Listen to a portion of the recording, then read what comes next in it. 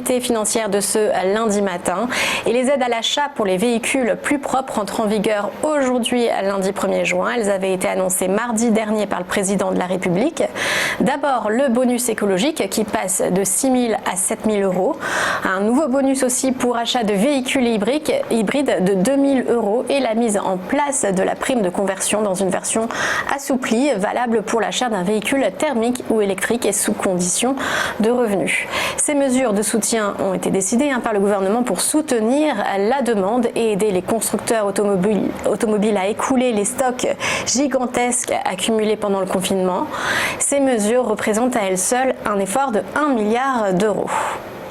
Et la limite des 100 km qui prend fin demain a profité à la grande distribution française. Sur l'ensemble de la France, l'étude Nielsen montre une progression de 3% des ventes, mais il y a des disparités sur le territoire, plus 15% en Île-de-France et des baisses localisées dans des lieux touristiques comme l'île de Ré ou la Baule. L'e-commerce alimentaire aussi a fait un bond. Carrefour note un bond des ventes de 45% au premier trimestre.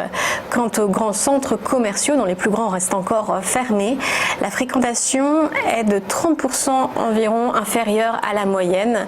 Mais c'est mieux que la baisse de 60% que nous craignions compte tenu des exemples allemands et chinois, précise le président du Conseil national des centres commerciaux. Et parmi les produits contributeurs à cette bonne santé en grande distribution, on retrouve notamment les masques autorisés à la vente depuis début mai et qui ont représenté déjà un chiffre d'affaires de 100 millions d'euros.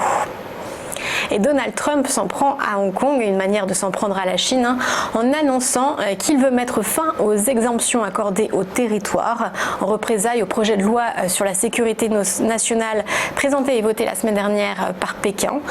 Hong Kong n'est plus suffisamment autonome pour justifier le traitement spécial que nous lui réservions depuis la rétrocession, a justifié le président américain.